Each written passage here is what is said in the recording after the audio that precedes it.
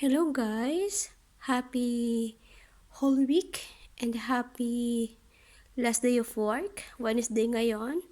So dahil mag-isa lang ako dito sa bahay ni Amo, so nakapaglinis ako ng todo-todo.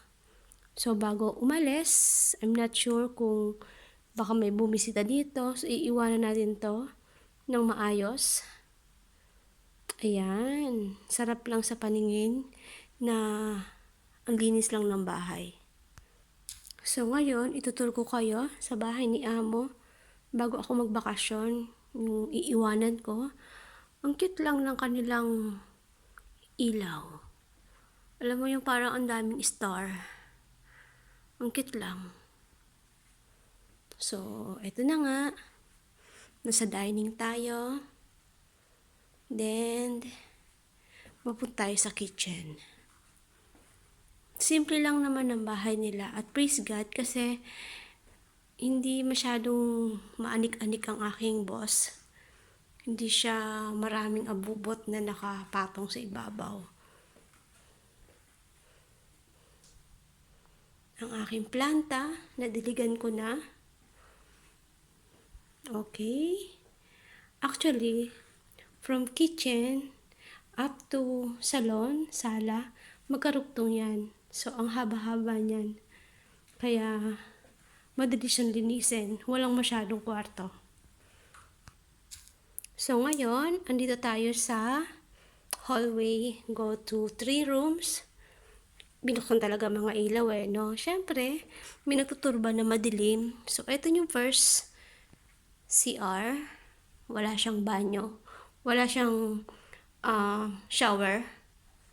So, ayan. Ang cute lang. 3 CR nila. 3 din ang kwarto. So, ito naman yung kwarto ni Tomas, yung aking alaga. O, diba? Ang simple-simple. Siyempre, hindi pa ako tapos mag-beddings kasi plantsahin siya sa pagbabalik. Ang pagbabalik ni Inday. Ngayon naman, sa pangalawang CR tayo. O, ayan, may shower. May shower na siya. Diyan naliligo si baby. For the meantime, kasi 1-year-old pa lang siya. Ang linis lang ng... Pag na-maintain mo talaga na malinis ang bahay, even yung mga amo mo ay malinis din sa bahay, hindi ka hirap linisin. Kahit sabihin pang general cleaning, hindi siya talaga nakakapagod. At ito naman yung pangalawang kwarto. Guest room. So, minsan, dito natutulog ang abuela, ang lola, pag dumadalaw dito. Ayan ang aking alaga. So, guwapo. So, medyo maliit lang siya.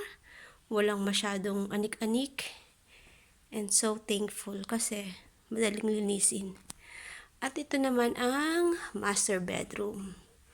Ayan, medyo hirap siya. Medyo mahirap ko siyang nililinis kasi medyo malaki. Master bedroom nga diba? So, as you can see, hindi sila mayaman sa unan. Bali, ang unan niya ay 2, 4, 6, 8, 10. 10. Everyday. Pinafile ko yan dyan. So, ito. Lahat ng room may TV. Yung second room yata wala. So, napakasimple lang ng office. ng office area niya. Maliit na table and chair. So, ito ang CR. Shower room. Ayan. And shower. Ang cute lang. So, pag nagpo, amoy na sa buong kwarto kasi wala siyang door. Hindi kumbaga parang duktong siya ng kwarto at madali para sa akin maglinis pag ganito. So, ayan. Okay. And that's it. Ito na ang kabuuan ng bahay. ng aking boss. At dito naman tayo papunta sa laundry area. So,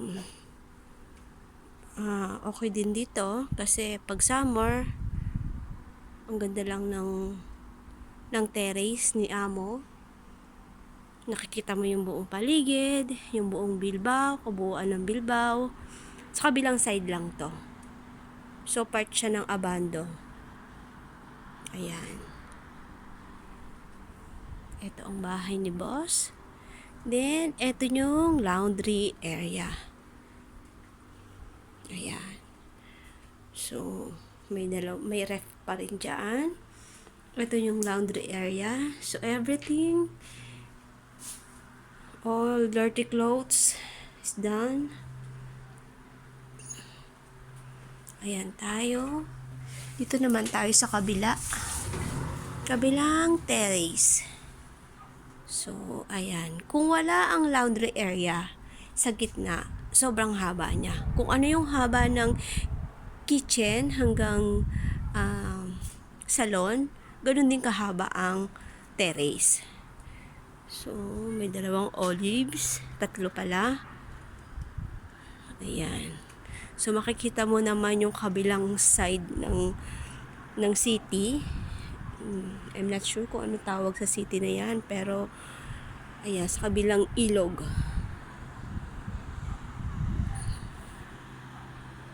Okay, and that's all. Happy holiday. Enjoy sa long vacations. Once a year lang to. So, huwag magkulong sa bahay. I-enjoy natin. At huwag makalimot sa ating Panginoong Diyos na alalahanin kung bakit siya napako. Hindi para gayahin kung ano ang ginawa niya, bagkus ay alalahanin bakit tayo ngayon ay naging malaya sa kasalanan. Alalahanin natin bakit siya pinako sa krus. Of course, sa ating mga kasalanan. At alalahanin din natin na ganoon tayo kamahal ng Diyos. Na sinacrifice niya yung kanyang kaisa-isang anak upang tayo ay magkaroon ng buhay na walang hanggan, ng salvation. So, yun lang po. God bless everyone!